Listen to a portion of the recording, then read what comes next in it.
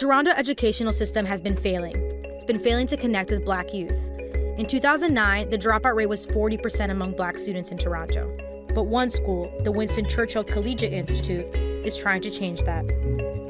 They developed a new program to engage Black students called the Leonard Braithwaite Program, also known as the Afrocentric Program. The reasoning for creating the Afrocentric program was to first of all develop a program that can cater and hopefully address the opportunity gaps, and also look at ways to make sure that students see themselves in the curriculum. The Leonard Braithwaite Program curriculum consists of Afrocentric themed classes in English, science, geography, math, and core French.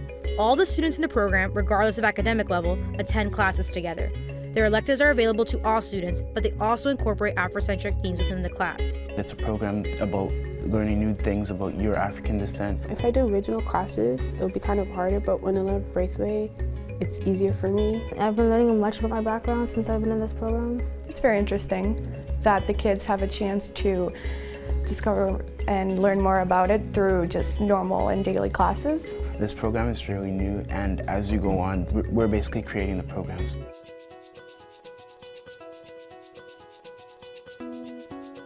A lot of people have said since it's called Afrocentric, they don't know what it is, or they think that it's just about Black people, but it isn't. It's about everything. We still learn the same curriculum that everyone else is learning, but we learn it in a different way. The expectations do not change. So if you already have your curriculum, you follow it. But what you do is the text you use, the means for you to get to those expectations, you change it so that it engages the student. I wanted them to be able to just be proud of the accomplishments that a lot of Africans have made to literature.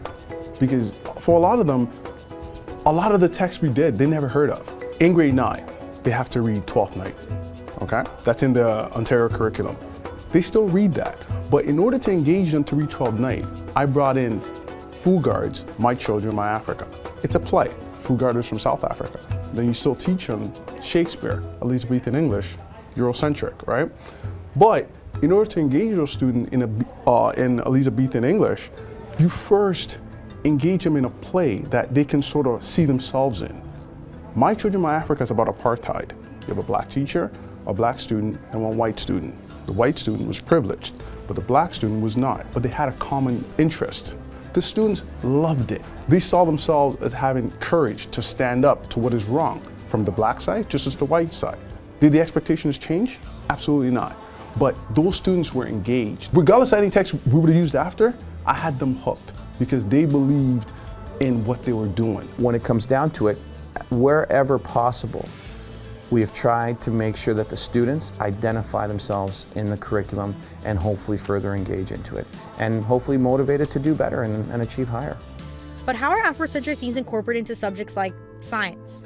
In chemistry, we did a lot of stuff with elements, compounds, periodic table. It does get us sometimes a bit boring, but then eventually we focused on blood diamonds, for example. So then you go back and you talk about, okay, how did that originate?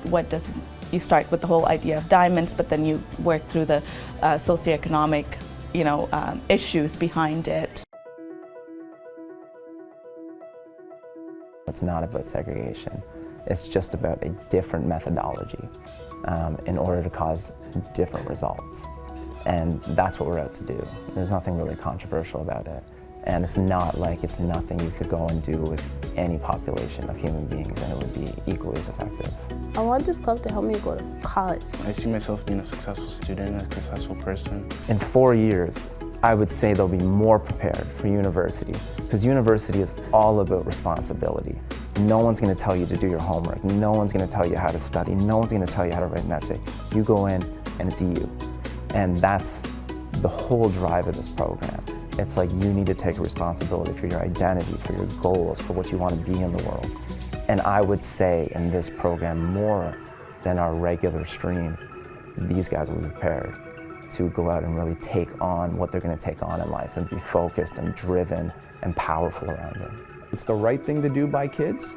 I know the challenges that exist in staffing and budgeting, but at the same time, I think to be realistic, we'd be remiss if we didn't look at the opportunities that this could afford many kids if we're really talking about addressing the achievement gap and engaging as many kids as possible.